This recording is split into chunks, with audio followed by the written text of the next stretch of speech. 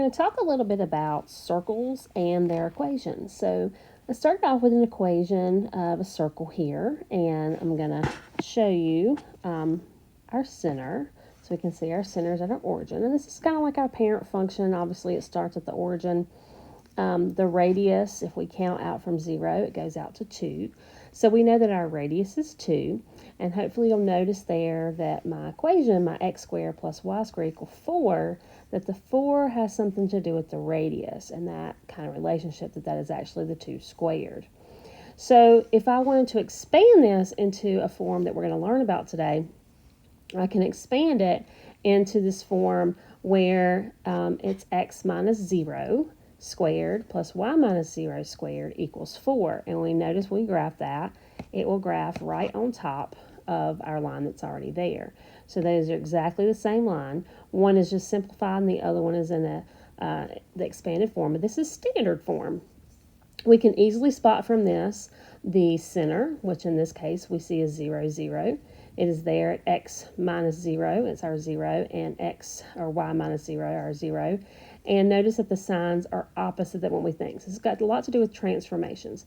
And then our radius is actually equaling 4. It is actually the square root of that. So if we think about we wanted to translate this to the right and up, we have to think about what it would look like differently. So if I think about translating this, I notice that if I translate it and I want to go to the right, I'm actually having to do subtraction. And if I want to go up, I'm actually having to do subtraction. So notice that I have x minus 3 in my equation.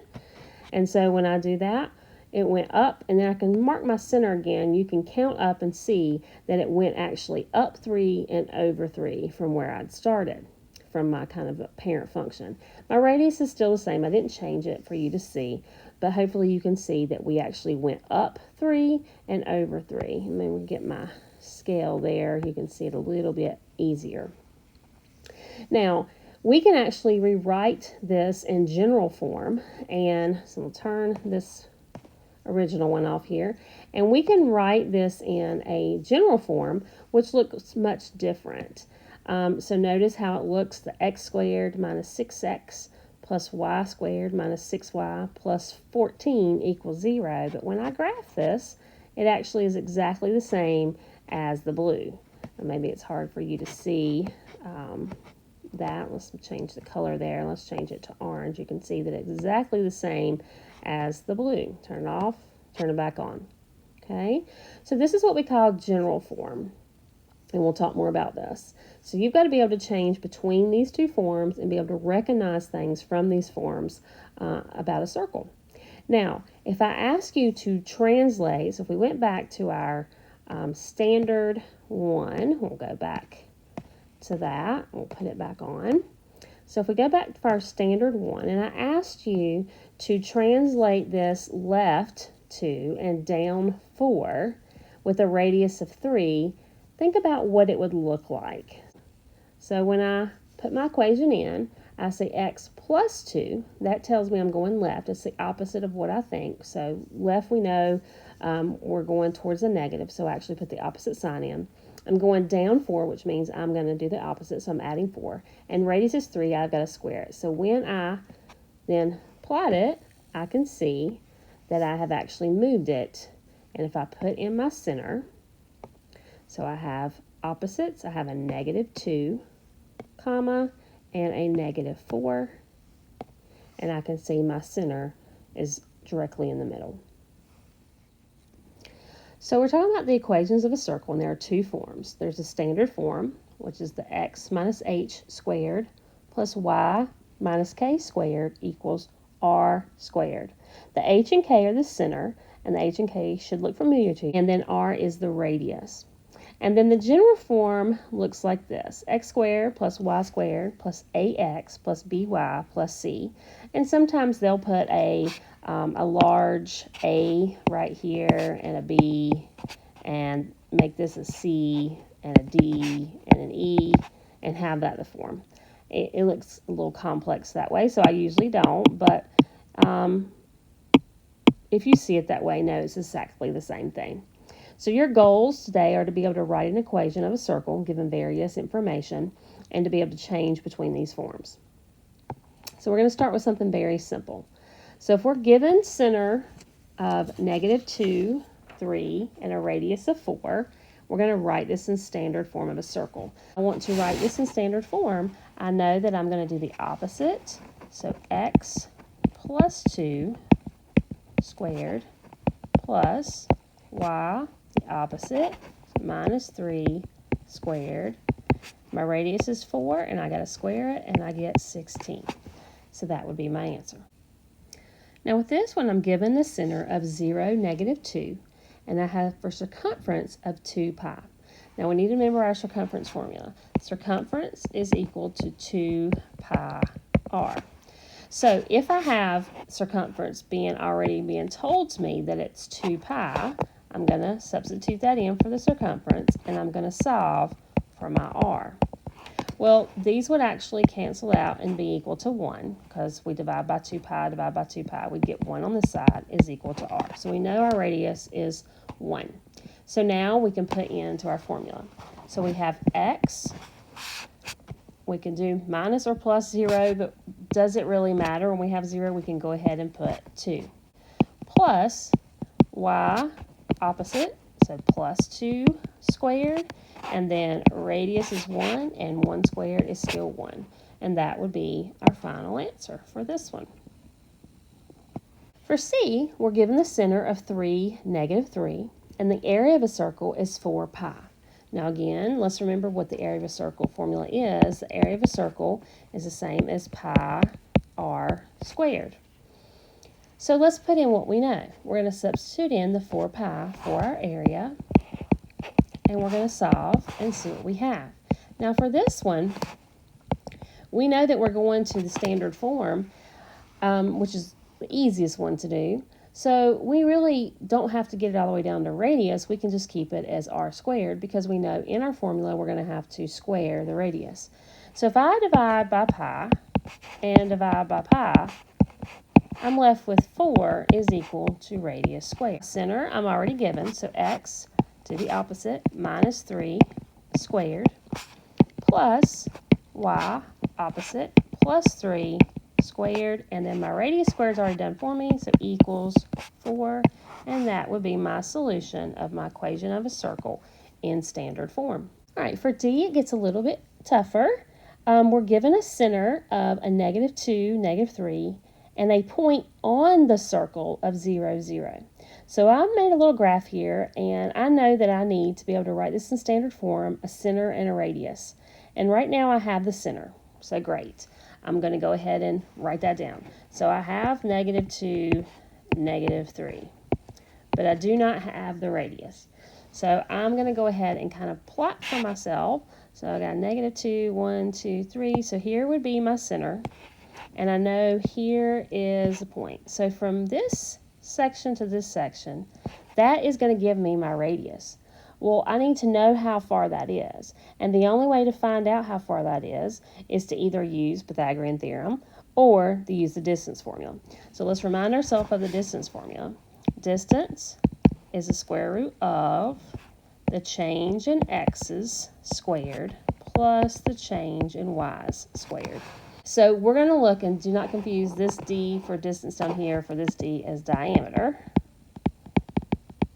So we're going to see what we can find.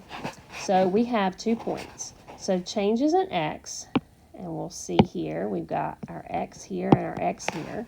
0 minus a -2 squared plus 0 minus a -3 squared. And so this obviously turns to a plus. And so 2 squared is 4, and this turns to a plus, and 3 squared is 9, and that is the same as 13, and I don't forget my square root. So the distance between these points from here to here is the square root of 13. Now, that is telling me the radius. So now I'm going to use my formula. So x plus 2 squared plus y plus 3 squared, and this is my radius, and when I square it, so this is the same thing as saying square root of 13 squared, I actually get 13. So that would be my final solution. For E, this is going up another little level. We're given 2 points on the circle that form a diameter, and we're going to find the equation. So we're given 2 points that are on the outside of the circle, and we got to find some information. So we need to know center and we need to know radius. So I'm going to go ahead and graph this one for us to kind of give us an idea of what's going on. So we know that from here to here, this is our diameter. Okay, we need to know the center and we need to know the radius. Well, the center is going to be the midway point, somewhere in between here, so the midpoint. So first we need to know the midpoint formula, which we know is the sum of our x's, so x1 plus x2 divided by 2, and then the sum of our y's. And that will give us our center point. So that will give us our center. So let's go ahead and do that. So we're going to take our x's, so 3 plus 2 divided by 2, and our y's, -1 plus 2 divided by 2, and we end up with 5/2 and 1/2. So that is our center point. Now we need to find our radius, and to find our radius, if we don't use Pythagorean theorem, we have to use distance formula. So remember, the distance is equal to the change in x's squared plus the change in y's squared, and that's going to give us our diameter, and we have to then divide, because we're talking about 2 pieces here. In the previous one, we had went from the center to just an outside point, so that gave us our radius. In this case, it's going to give us our diameter. So we're going to do the difference. So I'm going to do 3 minus 2 squared plus -1 minus 2 squared. So we get 1 squared plus -3 squared. So 1 squared is 1. -3 times -3 is 9. So we actually get 10, and it's the square root of 10, and that's going to give us our diameter. We're looking for radius, so we actually have to divide by 2. So now we know our radius, our center, again, is 5/2 and 1/2 down by our midpoint. This is our center. And then our radius is the square root of 10 over 2. Now, we know that in our formula, we're going to have to square the radius. So this is actually going to be squared. It's the same thing as saying square root of 10 over 2 times the square root of 10 over 2. A square root and a square root cancel each other out. So we actually get 10 over 4, which will actually reduce to 5/2. So this is the radius squared. So when we put in our formula, we have x minus 5/2 squared plus y minus 1/2 squared equals 5/2. And that would be our solution to that problem. Now for our last example, this is one where we have to change from standard form of a circle. And this is not in standard form. So the first thing we're going to do, and I'm going to use some different colors so we can make our steps. Over to the side, we'll do our steps as we go. So the first thing we need to do is reorder. So when we say reorder, think about what the form was. We know that it's x squares, then the y squares, and the x's and the y's and the constants. So we're going to reorder first. So we're going to end up with x squared plus, and the reason I'm saying plus is because I'm moving it over, plus y squared. So this has been taken care of. This has been taken care of. The 2x is going to move over, so it's going to turn into plus 2x. So that's taken care of. And then we have the -6y and the +1 all equals 0. So that's our first step. Our second step, we're going to group the x's and y's together and move the constant. So we're going to group them together. So we've got our x, x. And when we do that, we're going to leave some space right here because we're going to have to complete the square. This is adding a space. Use a different color there. So add, we'll make number 3, add space. All right, so then let's put our y's together.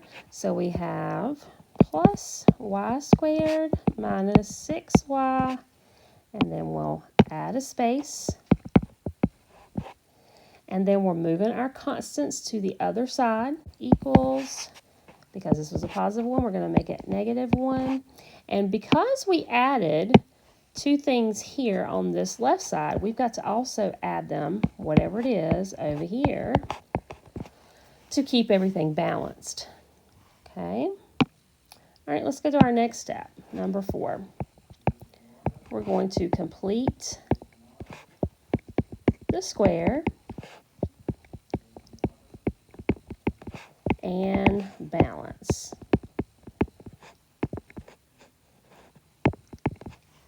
All right, so to complete the square, our work here, we've got to find this middle term. So we take our middle term, we divide it by 2, and then we square it. And we add that to both sides. So 2 divided by 2 gives me 1, and 1 squared is still 1. So I add 1 here, and I add 1 here. Now I'm going to go to my next piece. I'm going to take my middle term. I got a negative 6. Divide by 2. I get a negative 3. I'm going to then square it. So I end up with a 9. I'm going to add it here and add it here. So that is complete my square as far as finding my piece. Now my next step, step 5, I'm going to factor on the left side and combine on the right. All right, so we're going to start here with this first piece, and now that we've already completed the square for this piece, it's easy to factor. So we know that this is x plus 1, and a lot of times people say, how do you know what the sign is? Well, this is pretty simple, but it's whatever the sign is in the middle. And then plus y, and then negative sign, square root of that is 3 squared, and then I'm going to simplify over here on my right side. Negative 1 and positive 1 go away, so I'm left with 9. And now I can tell a little bit more about this circle. So now I've gone to general, from general to standard, but I can tell a little bit more about this circle if I wanted. I can quickly see that my center here is going to be a negative 1 and 3, and my radius is the square root of 9, which is 3. So if I wanted to graph this on graph paper, a quick, easy way to do it, obviously, is Desmos. But if we don't have Desmos, we go ahead and put our center at negative 1, 1, 2, 3. And then our radius is 3. So we count out up, down, left, right, or north, west, east, south. And we're going to count up 3 because our radius is 3. 1, 2, 3. We're going to put like a little arc. And 1, 2, 3, a little arc. And 1, 2, 3, a little arc. And 1, 2, 3, a little arc. Now, we can then connect those together and make our circle. This looks like an egg, but you understand what I'm saying. So with technology, we can make a much better circle. Let's see how good we can do.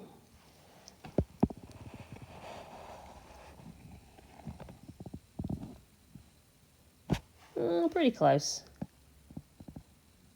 Not too bad. All right, so hopefully this will help you understand the different equations of a circle and to help you be able to write them in different terms. You will need to be practicing completing the square.